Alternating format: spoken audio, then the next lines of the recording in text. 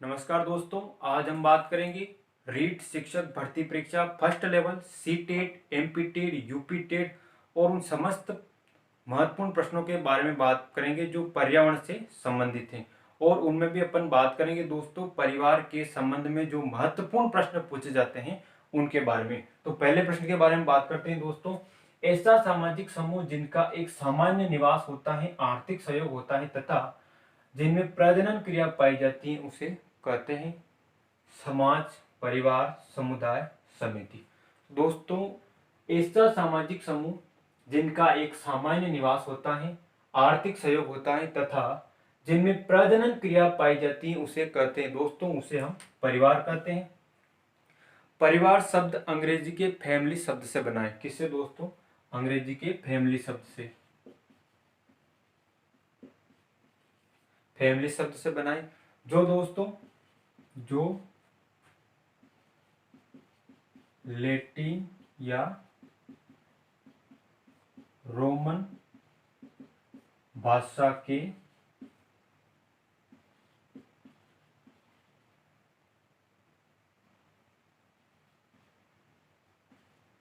फैमुलस शब्द से बना है। जो दोस्तों फैमिली शब्द है जो लैटिन या रोमन भाषा के फैमुलस शब्द से बना है, इसका अर्थ होता है दोस्तों नौकर। क्या होता है दोस्तों? नौकर। और यह शब्द दोस्तों माता पिता, बच्चे, सेवक आदि समूह के लिए प्रयुक्त होता है।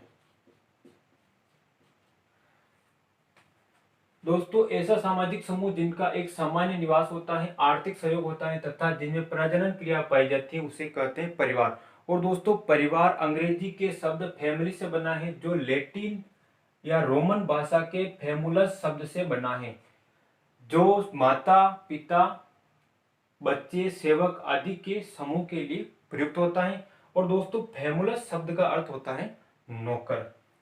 अगला प्रश्न है दोस्तों, कौन सी विशेषता परिवार की नहीं है?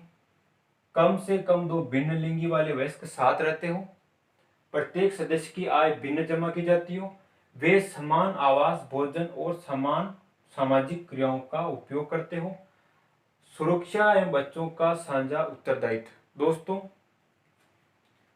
कम से कम दो भिन्न लिंगी वाले वयस्क साथ रहते हो, बिल्कुल सही दोस्तों। कम से कम दो भिन्न लिंगी वाले वयस्क साथ रहते हैं तभी परिवार का निर्माण होता है। प्रत्येक सदस्य की आय भिन्न जमा की जाती हो।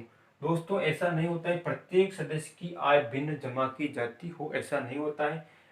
अगला है दोस्तों, वे समान आवास, भोजन और समान सामाजिक क्रियाओं का उपयोग करते हो। दोस्तों बिल्कुल ये भी सही है, वे समान आवास, भोजन और समान सामाजिक क्रियाएं करते हैं।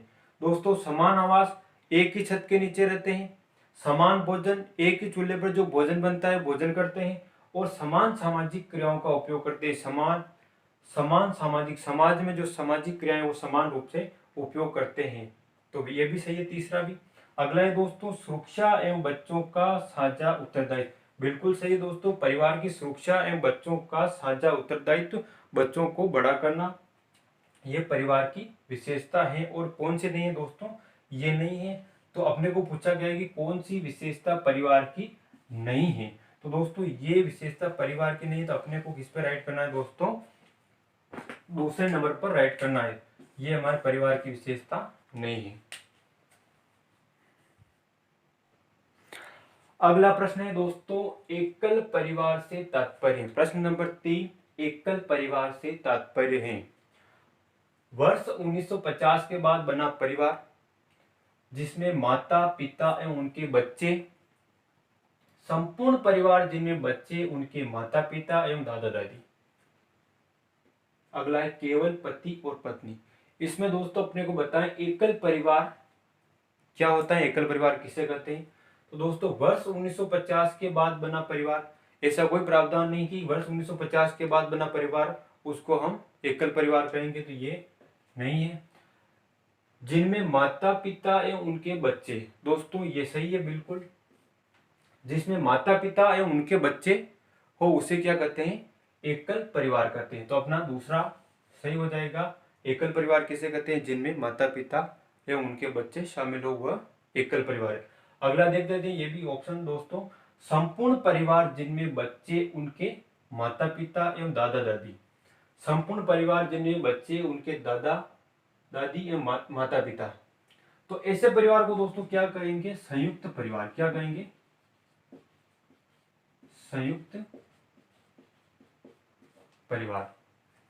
संपूर्ण परिवार जिनमें बच्चे उनके माता पिता एवं दादा दादी शामिल हो उसे क्या कहते हैं, संयुक्त परिवार।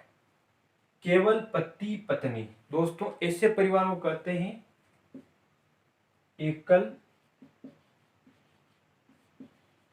मूल परिवार। दोस्तों केवल पति पत्नी हो उसे कहते हैं एकल मूल परिवार। अगला प्रश्न है दोस्तों चौथा, जिस परिवार में हम जन्म लेते हैं तथा जिस परिवार में हम जन्म देते हैं उसे क्रमशः कहते हैं। दोस्तों जिस परिवार में हम जन्म लेते हैं तथा जिस परिवार में हम जन्म देते हैं उससे क्या कहते हैं। तो दोस्तों जिस परिवार में हम जन्म लेते हैं उस परिवार को प्रभव परिवार, एवं जिस परिवार में हम जन्म देते हैं उसे प्रजनन परिवार कहते हैं। जिस परिवार में हम जन्म लेते हैं तथा जिस परिवार में हम जन्म देते हैं उसे क्रमशः कहते हैं। तो पहला राइट हो जाएगा, प्रभव परिवार एवं प्रजनन परिवार। अगला देख लेते हैं दोस्तों, संयुक्त परिवार। अभी इसके बारे में बात करें, संयुक्त परिवार इसके बारे में अपन बात कर चुके हैं। ये संयुक्त परिवार, संपूर्ण परिवार जिनमें बच्चे उनके माता पिता एवं दादा दादी, इसे क्या कहते हैं दोस्तों, संयुक्त परिवार। मातुल स्थानीय परिवार, दोस्तों मातुल स्थानीय परिवार नवविवाहित दंपति पति के मामा के यहाँ जाकर रहने लग जाते हैं उसे क्या कहते हैं दोस्तों, मातुल स्थानीय परिवार या मामा स्थानीय परिवार। मातुल स्थानीय परिवार या मामा स्थानीय परिवार। अगला है दोस्तों नवस्थानीय परिवार। नवस्थानीय परिवार क्या कौन सा होता है दोस्तों,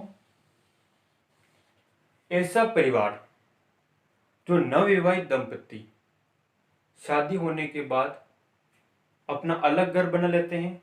न तो वो पत्नी के माता पिता के साथ रहते हैं, न ही पति के माता पिता के साथ रहते हैं, वह अपना अलग घर बना के दोनों से अलग रहते हैं, उसे क्या कहते हैं, नवस्थानीय परिवार कहते हैं। अगला है दोस्तों मातृ पितृस्थानीय परिवार। मातृ पितृस्थानीय परिवार उसे कहते हैं दोस्तों, नवविवाहित दंपति कुछ समय के लिए पत्नी के माता पिता के साथ तथा कुछ समय के लिए पति के माता पिता के साथ रहते हैं, उसे क्या कहते हैं, मातृ पितृ स्थानीय परिवार। अगला है दोस्तों पितृस्थानीय परिवार। पितृस्थानीय परिवार उसे कहते हैं दोस्तों, नवविवाहित दंपति पति के परिवार वालों के साथ रहते हैं, उसे कहते हैं पितृस्थानीय परिवार।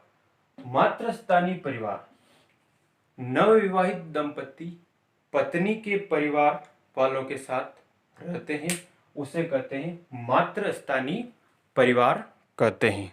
तो अपने पूछा गया जिस परिवार में हम जन्म लेते हैं तथा जिस परिवार में हम जन्म देते हैं उसे क्रमशः प्रभव परिवार एवं प्रजनन परिवार कहते हैं। अपना आंसर हो जाएगा पहला।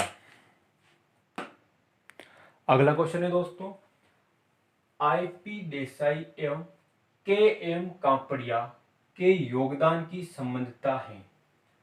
आईपी देसाई एवं के एम कापड़िया के योगदान की संबंधता है दोस्तों, परिवार व्यवस्था, वर्ग व्यवस्था, जाति व्यवस्था और धर्म व्यवस्था। तो दोस्तों आईपी देसाई एवं के एम कापड़िया के योगदान की संबंधता परिवार व्यवस्था। क्या है दोस्तों, परिवार व्यवस्था। किसी भी समाज में परिवार उदाहरण है। अगला है दोस्तों, किसी भी समाज में परिवार उदाहरण है।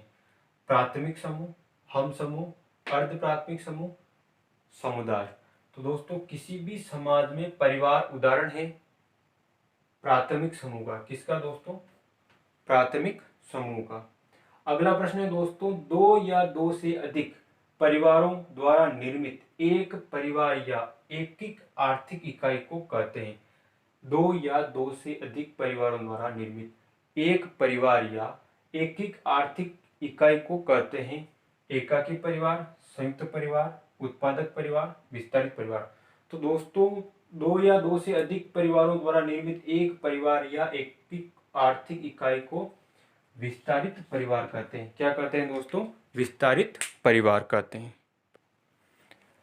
अगला प्रश्न है दोस्तों, परिवार प्रत्यय की उत्पत्ति हुई। क्या दोस्तों? परिवार प्रत्यय की उत्पत्ति हुई ग्रीक शब्द फैमिलियरिटी से, लैटिन शब्द फेमिलाइन से, रोमन शब्द फैमुलस से, उक्त कोई नहीं।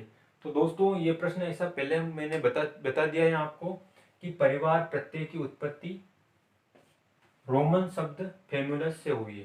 दोस्तों परिवार अंग्रेजी शब्द है फैमिली, फैमिली शब्द की उत्पत्ति हुई थी दोस्तों रोमन लैटिन भाषा के फैमुलस से, रोमन शब्द फैमुलस से। अगला प्रश्न है दोस्तों, निम्न में से कौन सा संयुक्त परिवार व्यवस्था के लिए सही कथन नहीं है? निम्न में से कौन सा संयुक्त परिवार व्यवस्था के लिए सही कथन नहीं है? सही कथन नहीं है उसके बारे में बताना है दोस्तों। परिवार में संयुक्त रसोई होती है, उत्पादक संसाधनों पर न कि उपभोग पर सभी का स्वामित्व होता है, देवी देवताओं की उपासना का एक सामान्य स्थान होता है, उत्पादक संसाधनों पर परिवार का सामूहिक स्वामित्व होता है। तो दोस्तों परिवार में संयुक्त रसोई होती है, बिल्कुल सही है दोस्तों। परिवार में संयुक्त रसोई होती है। संयुक्त परिवार में एक ही रसोई होती है जिस पर पूरा परिवार एक ही रसोई का भोजन करते हैं। जो भी भोजन बनता है सभी मिलकर एक ही रसोई का भोजन करते हैं।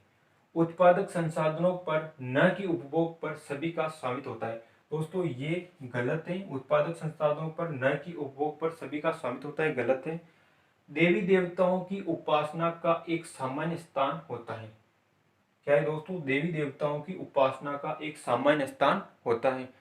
दोस्तों संयुक्त परिवार में देवी देवताओं का एक ही सामान्य स्थान होता है जहां सभी मिलकर एक ही स्थान पर पूजा पाठ करते हैं। ये भी सही है दोस्तों।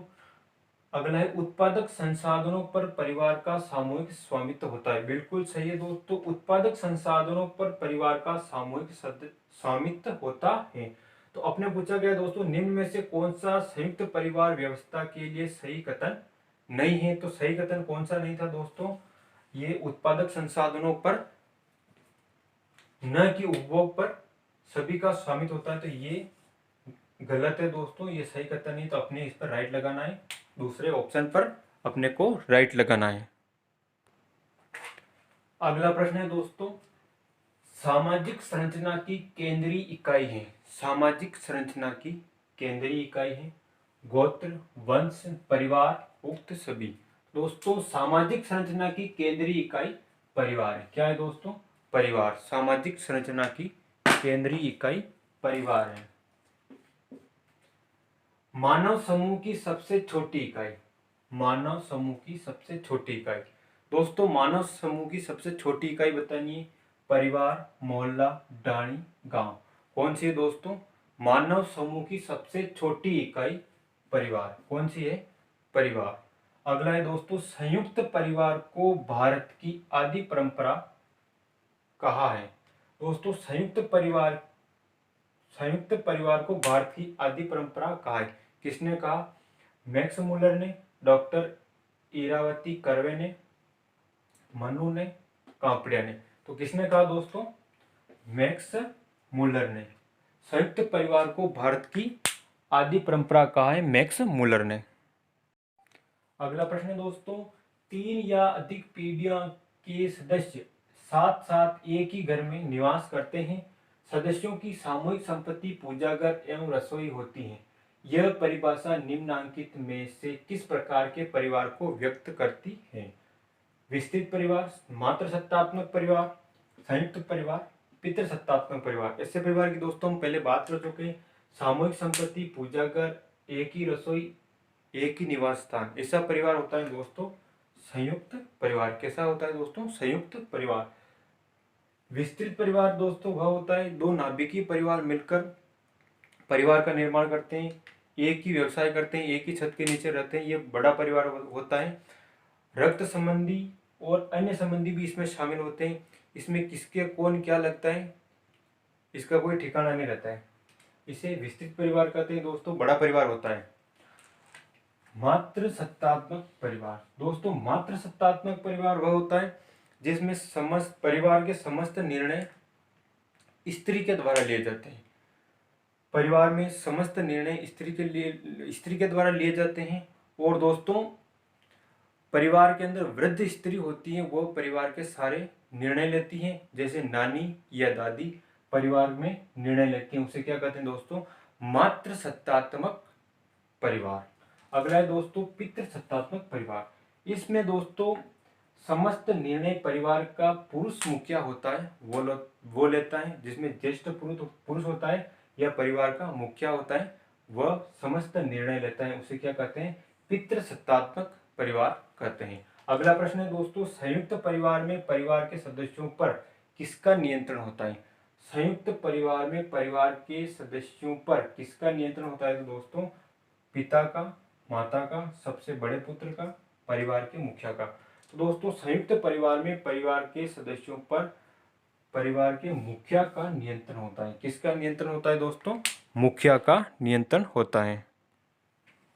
अगला प्रश्न है दोस्तों बच्चों एवं वृद्ध माता पिता की उचित देखभाल होती है संयुक्त परिवार में, एकल परिवार में, एकल एवं संयुक्त परिवार में, दोनों में। तो दोस्तों बच्चों एवं वृद्ध माता पिता की उचित देखभाल संयुक्त परिवार में होती है। कैसे दोस्तों? संयुक्त परिवार में सदस्यों की संख्या अधिक होती है।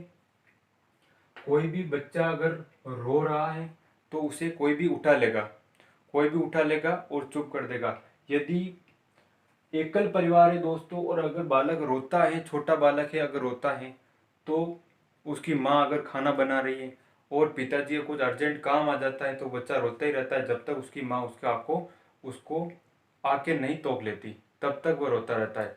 और संयुक्त परिवार में दोस्तों कोई भी उसको उठा लेता है, वह चुप हो जाता है। और यदि दोस्तों बालक बड़ा है और स्कूल जाता है तो दोस्तों संयुक्त परिवार के अंदर दादा दादी घर पे मौजूद रहते हैं, कोई भी घर का परिवार का सदस्य रहता है। और एकल परिवार के अंदर दोस्तों कोई नहीं रहता है, वह स्वयं अकेला ही जाता है और घर पे आता है तो भी वह अकेले रहता है। इसलिए दोस्तों बच्चों एवं वृद्ध माता पिता की उचित देखभाल संयुक्त परिवार में सबसे अच्छी होती है। अगला प्रश्न है दोस्तों एकल परिवार में बच्चों में कौन सा गुण विकसित होता है? एकल परिवार में बच्चों में कौन सा गुण विकसित होता है? एकाकीपन, आत्मनिर्भरता, निर्णय लेने की क्षमता, उक्त सभी। दोस्तों एकल परिवार में बच्चों में कौन सा गुण विकसित होता है? एकाकीपन। बिल्कुल सही है दोस्तों, एकल परिवार में बच्चा अकेला रहता है, एकाकीपन पाया जाता है। आत्मनिर्भरता दोस्तों एकल परिवार में बच्चा अकेला रहता है, आत्मनिर्भर रहता है, उसको कभी भी भूख लगती है वो स्वयं खाना लेता है और खा लेता है, नहीं है तो बना लेता है अगर बनाने जैसा है तो वह स्वयं आत्मनिर्भर भी होता है। स्वयं निर्णय लेने की क्षमता दोस्तों, स्वयं निर्णय लेने की क्षमता भी उसमें विकसित होती है। अगर एकल परिवार है दोस्तों तो उसमें उस पर कोई दबाव नहीं होगा, पिताजी घर पे है ही नहीं, माताजी है ही नहीं, वो स्वयं निर्णय ले सकता है, स्वयं निर्णय ले सकता है परिवार का, कुछ भी काम हो और वह कोई भी परिस्थिति आ जाती है दोस्तों तो वह स्वयं निर्णय ले सकता है। उक्त सभी दोस्तों ये सारे सही हैं। एकल परिवार में बच्चों में कौन सा गुण विकसित होता है? तो एकाकीपन, आत्मनिर्भरता, स्वयं निर्णय लेने की क्षमता, उक्त सभी, तो सारे सही हैं। अगला प्रश्न है दोस्तों संयुक्त परिवार के विघटन का कारण है। संयुक्त परिवार का विघटन किस कारण होता है दोस्तों? बच्चों का अधिक शिक्षित होकर जीविकोपार्जन हेतु बाहर चले जाना, परिवार के सदस्यों की आयु में भिन्नता होना, परिवार का बड़ा होना, उक्त सभी। तो दोस्तों परिवार का बड़ा होना, इससे परिवार का विघटन नहीं होता है। परिवार के सदस्यों की आयु भिन्नता होना दोस्तों, परिवार के सदस्यों की आयु भिन्न भिन्न होती है, इससे परिवार के सदस्यों परिवार का विघटन नहीं होता है। दोस्तों, बच्चों का अधिक शिक्षित होकर जीविका उपार्जन हेतु बाहर चले जाते हैं और अपना अलग परिवार का निर्माण कर लेते हैं, तो वह क्या कहलाता है दोस्तों?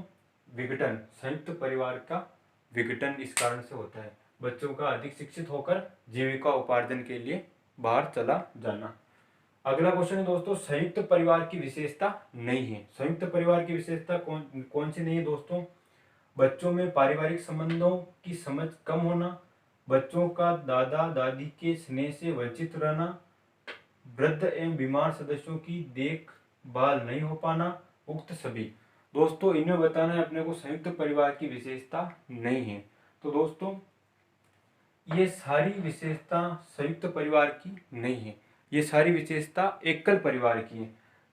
बच्चों में पारिवारिक संबंधों की समझ कम होना। दोस्तों, बच्चों में पारिवारिक संबंधों की समझ कम होती है, किसमें? एकल परिवार में कम होती है, संयुक्त परिवार में अधिक होती है, क्योंकि सभी का संबंध उनको पता रहता है, दादा दादी चाचा चाची सभी का। अगला है दोस्तों, बच्चों का दादा दादी के स्नेह से वंचित रहना। दोस्तों, संयुक्त परिवार के बालक दादा दादी के स्नेह से वंचित नहीं रहते हैं, उनका भरपूर स्नेह मिलता है। वृद्ध एवं बीमार सदस्यों की देखभाल नहीं हो पाना। दोस्तों, संयुक्त परिवार के अंदर बीमार एवं वृद्ध सदस्यों की देखभाल आसानी से होती है, क्योंकि उसमें सदस्यों की संख्या अधिक होती है, कोई भी उनकी देखभाल कर सकता है। तो उक्त सभी, ये सभी राइट है दोस्तों। ये किसके है दोस्तों? एकल परिवार के। अपने को पूछा गया संयुक्त परिवार की विशेषता नहीं है, तो ये सभी, इनमें कोई भी नहीं है, ये सारे एकल परिवार के हैं, इसीलिए अपने को चौथा ऑप्शन राइट लगाना है। अगला प्रश्न है दोस्तों, जब पुरुष द्वारा एक ही स्त्री के साथ विवाह किया जाता है तो ऐसा परिवार कहलाता है? एक विवाहित परिवार, बहुपत्निक परिवार, बहुपतिक परिवार, मातृ बहुपतिक परिवार। तो दोस्तों, ऐसे परिवार को हम क्या कहते हैं? एक विवाहित परिवार। क्या कहते हैं? एक विवाहित परिवार। अगला प्रश्न दोस्तों, जिन परिवारों में संपत्ति पिता से पुत्रों को मिलती है कहलाते हैं? दोस्तों, जिन परिवारों में संपत्ति पिता से पुत्रों को मिलती है वह दोस्तों पितृमार्गी परिवार, मातृमार्गी परिवार, मातृनामी परिवार, पितृनामी परिवार। कौन सा परिवार कहलाएगा दोस्तों? पितृमार्गी परिवार। दोस्तों, मातृमार्गी परिवार वह होता है जो माता के द्वारा अपनी पुत्रियों को उत्तराधिकार में संपत्ति मिलती है, उसे क्या कहते हैं? मातृमार्गी परिवार कहते हैं। मातृनामी परिवार। दोस्तों, मातृनामी परिवार वो होता है जो माता के कुल या माता के वंश के आधार पर पुत्र या पुत्री का नामकरण होता है, उसे क्या कहते हैं? मातृनामी परिवार। पितृनामी परिवार। दोस्तों, पुत्र या पुत्री का नामकरण पिता के वंश के आधार पर होता है, उसे क्या कहते हैं? पितृनामी परिवार। धन्यवाद दोस्तों, चैनल को लाइक कीजिएगा, शेयर कीजिएगा और सब्सक्राइब कीजिएगा। और अगर आपको वीडियो अच्छा लगा दोस्तों तो कमेंट बॉक्स में कमेंट जरूर कीजिएगा और वीडियो को शेयर कीजिएगा, सब्सक्राइब कीजिएगा, लाइक जरूर कीजिएगा दोस्तों।